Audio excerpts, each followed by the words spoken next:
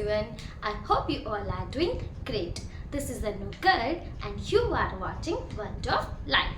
In this video, we are going to continue our second chapter of biology, that is the tissues. And in previous video, we have already discussed plant tissues, and in this video, we are going to discuss only about animal tissues. So let's get start with the topic, that is animal tissues. And अगर आपने last video, that is plant tissue नहीं देखा है, then I'm giving the link of that video in the description. You can check. So let's get start. What is animal tissues? So what is animal tissues? वो tissues जो animal में मिलेंगे, that is known as animal tissues. Simple है. Animal tissues 4 type के होंगे. Animal in the sense human beings की भी बात होगी यहाँ पर. Animals as well as human beings collectively animals को भी क्या कंसिडर किया जाता है, एनिमल कंसिडर किया जाता है ह्यूमन बींग्स को भी. तो यहाँ पर ह्यूमन बींग्स के रेफरेंस में हम बात कर रहे हैं. ह्यूमन बींग्स में जो टिश्यूज पाए जाते हैं वो 4 टाइप के टिश्यूज मिलते हैं mainly. First one is epithelial tissue, second one is muscular tissue, third one is connective tissue and last but not the least is nervous tissues. 4 तरह के टिश्यूज लिविंग बॉडी में, एनिमल बॉडी में मिलते हैं. Epithelial, muscular, connective and nervous tissue. अब इनका function क्या होता है? मेन फंक्शन अभी बेसिक देख लेते हैं कि इपिथेलियल टिश्यू मेनली प्रोटेक्शन में हेल्प करता है किसी भी लिविंग बॉडी की, मेनली एनिमल बॉडी के लिए. उसके बाद muscular tissue movement and locomotion of the body parts में हेल्प करेगा. उसके बाद कनेक्टिव टिश्यू एक कनेक्शन फॉर्म करने का काम करेगा between body organs. And last is nervous tissue जो क्या करेगा, एक नर्वस सिस्टम को बिल्ड हमारे करेगा. तो बेसिक क्या है, इनके फंक्शंस ये हैं. ठीक है, हम चारों ही टिश्यूज को 1 बाय 1 देखेंगे कि इन टिश्यूज के अंदर क्या क्या क्लासिफिकेशन है, क्या क्या टिश्यूज आते हैं. ठीक है, so let's get start with our epithelial tissue.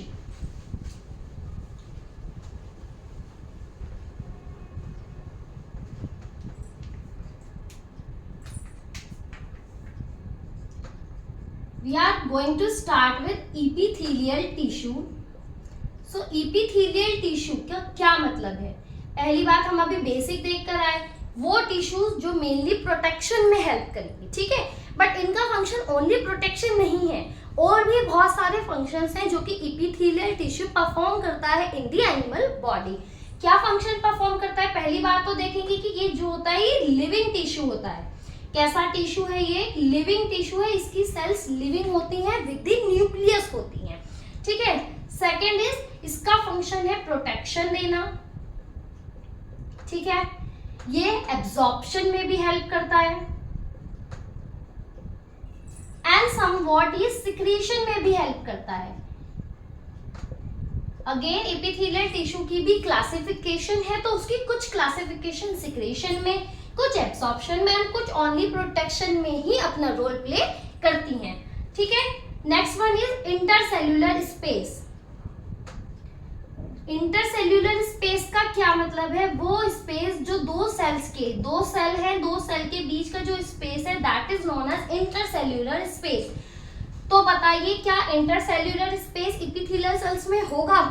अगर ये प्रोटेक्शन दे रही हैं तो ये इपिथेलियल सेल्स इंटरसेल्यूलर स्पेस को अफोर्ड करेंगी? नहीं करेंगी. क्यों नहीं करेंगी? क्योंकि जहां से ये स्पेस देंगी वहीं से ही कोई भी बैक्टीरिया या माइक्रोब एंटर कर जाएगा, वहीं से ही कोई भी एक्सचेंज हो जाएगा जो इन्हें नहीं कराना है बाई चांस. तो क्या होगा, इपिथेलियल स्पेस इनके अंदर, इंटरस्टिशियल स्पेस जो है वो एब्सेंट होगा. ठीक है, तो क्या फंक्शन है इनका? ये लिविंग होती हैं, ये प्रोटेक्शन, एब्जॉर्प्शन एंड सिक्रीशन कराती हैं. इंटरसेल्यूलर स्पेस इनके पास प्रेजेंट नहीं होता. तो ये क्या है, बेसिक फंक्शंस हैं इपिथेलियल टिश्यू के. सो this is the classification of epithelial tissue. Epithelial tissue are categorized into 5 type of tissues, that is squamous epithelium, stratified squamous epithelium, columnar epithelium, cuboidal epithelium and ciliated epithelium. इसको हम अभी बाद में देखेंगे. that is what is this. तो 5 type का classification है epithelial tissue का squamous, stratified squamous, columnar, cuboidal and ciliated epithelial tissue. हम देखते हैं इनको इन द टेबुलर फॉर्म की इनमें क्या डिफरेंसेस है पांचों टाइप में। सबसे पहली बात squamous epithelium tissue. Squamous epithelium की जो सेल्स होती हैं, सेल्स क्यों, टिश्यू है, ग्रुप ऑफ सेल्स है, सेल्स से मिलकर बना है, तो जो इसकी सेल्स होंगी इस टिश्यू की वो कैसी होती है, फ्लैट सेल्स होती हैं, कुछ इस टाइप की फ्लैट सेल्स दिख रही हैं, बिल्कुल फ्लैट लेयर है एक सेल्स की, तो वो क्या है, स्क्वैमस इपिथेलियल टिश्यू है। अब स्क्वैमस इपिथेलियल टिश्यू प्रेजेंट कहाँ पर होता है, सबसे पहली बात ये ब्लड वेसल्स में होता है। क्यों, क्योंकि पतला थिन सेल है, अगर ब्लड वेसल्स में प्रेजेंट होगा तो ब्लड से कोई चीज बाहर आनी है, इजिली ब्लड से बाहर आ जाएगी, ब्लड में चली जाएगी, क्योंकि सेल्स बहुत पतली है।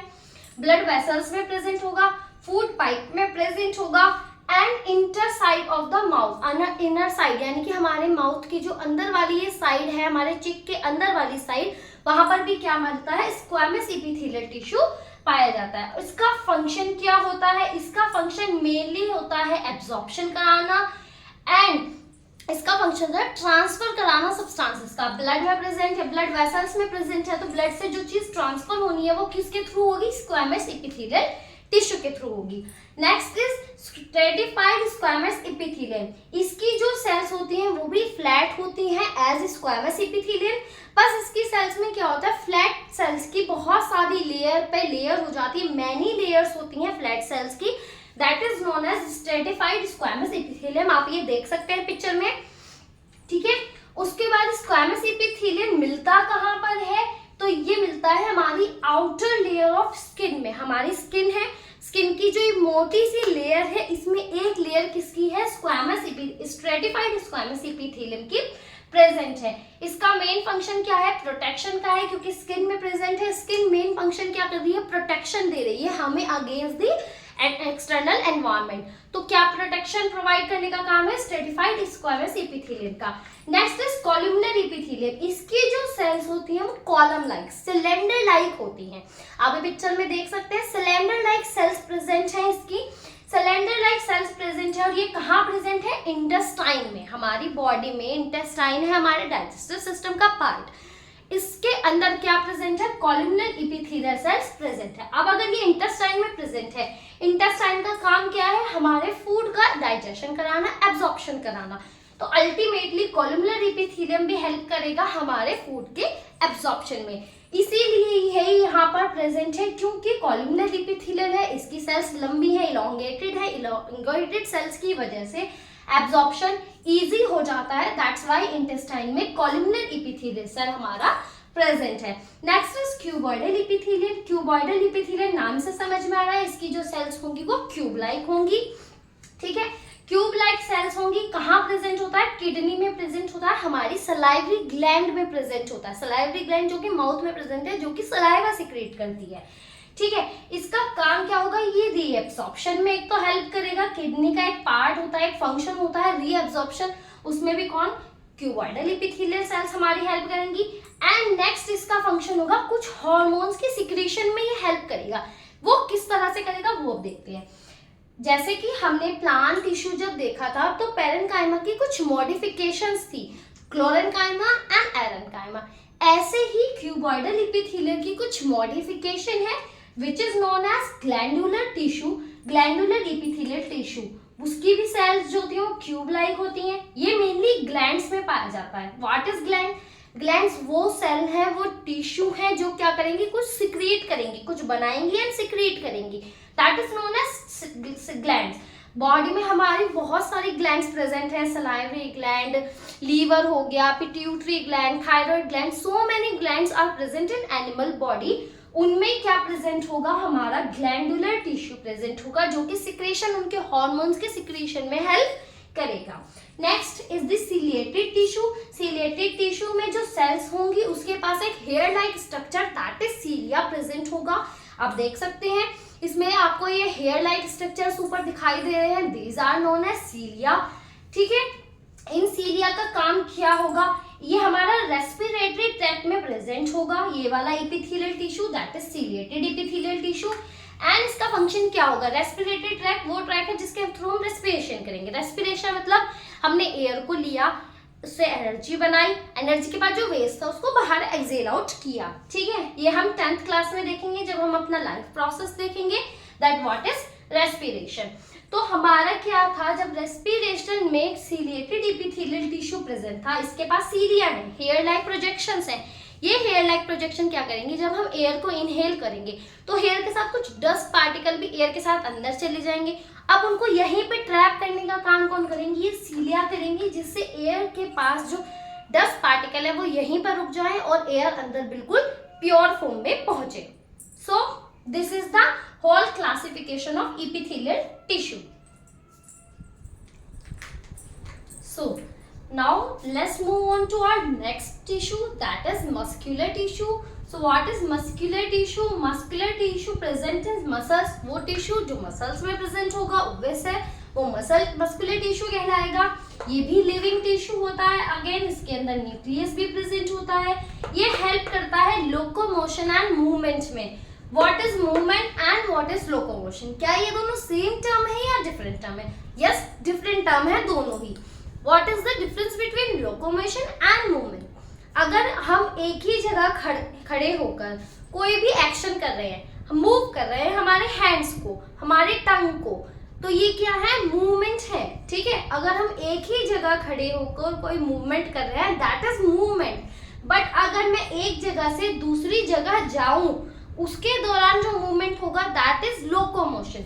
अगर मूवमेंट हो रहा है तो वो सिंगल प्लेस पे होगा, इसमें जगह चेंज नहीं होती किसी भी ऑर्गेनिज्म की। एंड अगर लोकोमोशन हो रहा है तो यानी कि मूवमेंट भी हो रहा है and changing in the place भी हो रहा है, उसकी जगह भी चेंज होगी, दैट इज लोकोमोशन। नेक्स्ट इसके अंदर जो इसको मूवमेंट एंड लोकोमोशन करने में हेल्प करता है, दैट इज कॉन्ट्रैक्टाइल प्रोटीन। कौन से contractile proteins, for example actin हो गया, मायोसिन हो गया, these are the examples of contractile protein जो प्रेजेंट होते हैं मस्कुलर टिश्यूज में, तो कि हेल्प कर सके, फैसिलिटेट कर सके movement and locomotion in the muscles. अब एनिमल बॉडी में 3 टाइप की मसल्स मेनली मिलती हैं, that is skeletal muscle, smooth muscle and cardiac muscle. हमें तीनों मसल्स के बारे में इन डिटेल स्टडी करना है, एग्जाम में यही क्वेश्चन आता है, what is the difference between skeletal, smooth and cardiac muscle. So let's get start with these muscles. So this is the classification of muscles. Striated muscle या फिर कह सकते हैं skeletal muscle, smooth muscle and cardiac muscle. 3 type की muscles हमारी body में या animal body में प्रेजेंट हैं, स्मूथ या skeletal muscle, smooth muscle and cardiac muscle. Skeletal muscles को ही स्ट्रेटेड मसल्स या फिर वॉल्यूंटरी मसल्स भी कहा जाता है। ये दोनों इसके कॉमन नेम्स हैं, ठीक है। स्मूथ मसल्स को नॉन स्क्रेटेड या फिर इनवॉल्यूंटरी मसल्स भी कहा जाता है एंड कार्डियक मसल्स को भी अगेन इनवॉल्यूंटरी मसल कंसिडर किया जाता है।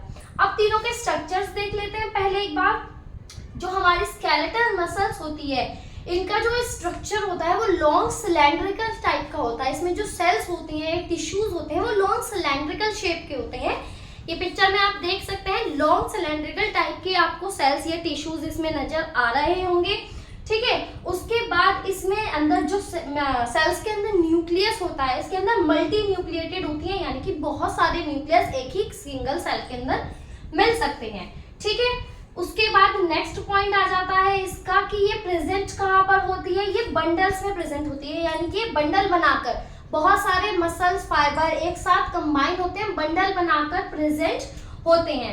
नेक्स्ट है इसके अंदर लाइट एंड डार्क। आप अगर पिक्चर देखें उसमें आपको कुछ लाइट और कुछ डार्क पार्ट दिखाई दे रहा होगा, तो ये लाइट और डार्क पार्ट क्या है, बैंड्स हैं जो कि प्रेजेंट होते हैं हमारी स्केलेटल मसल की वजह से, मसल के ऊपर। इन्हीं लाइट और डार्क बैंड की प्रेजेंस की वजह से इस मसल को स्क्रेटेड मसल्स कहा जाता है, ठीक है।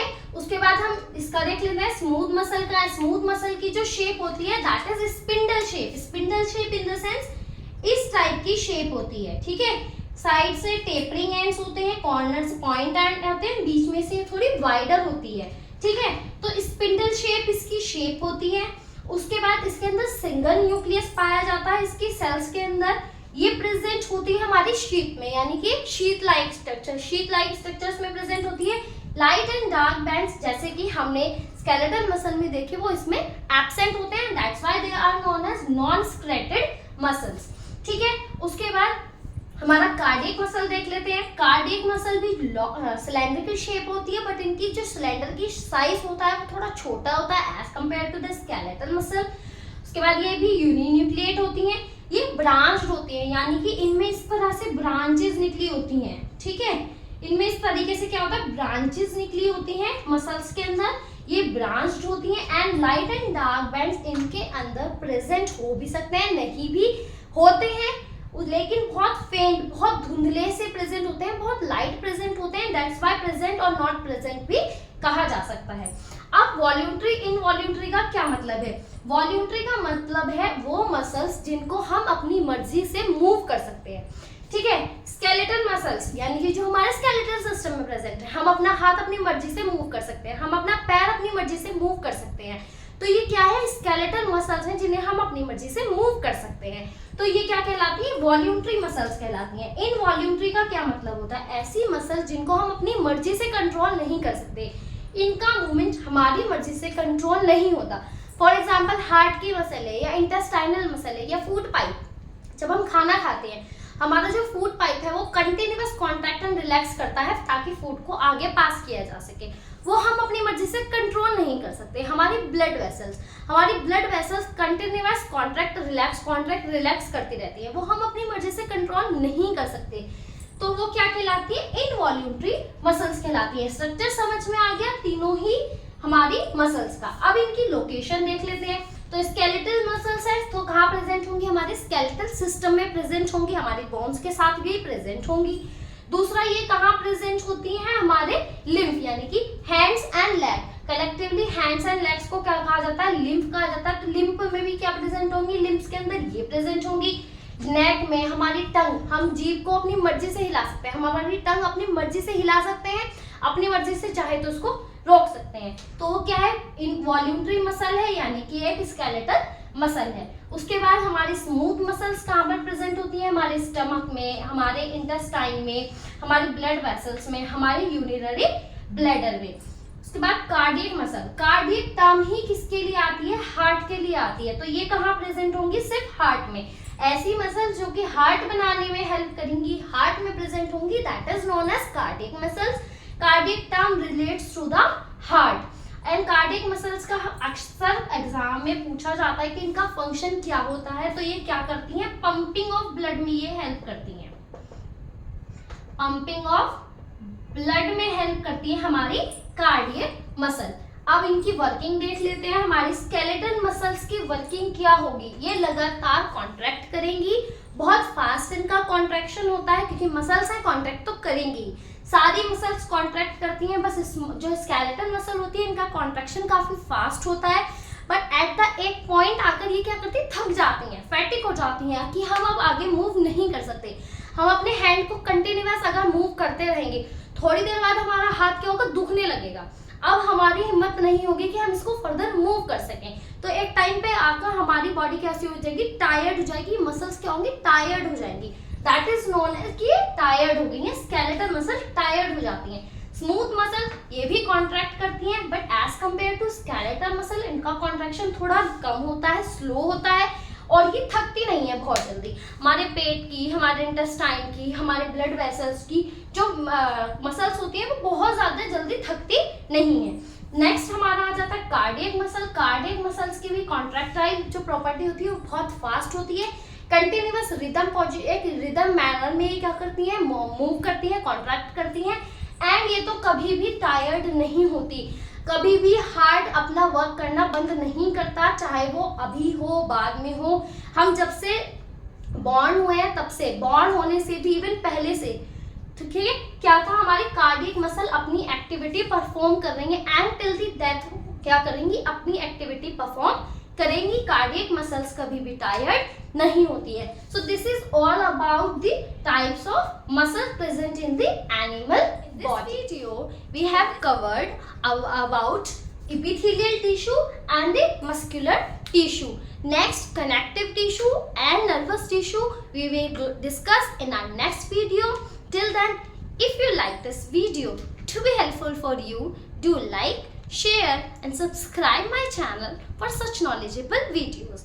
And अगर कोई भी doubt है आपको regarding any part of the video, you can comment below in the comment section. Thank you.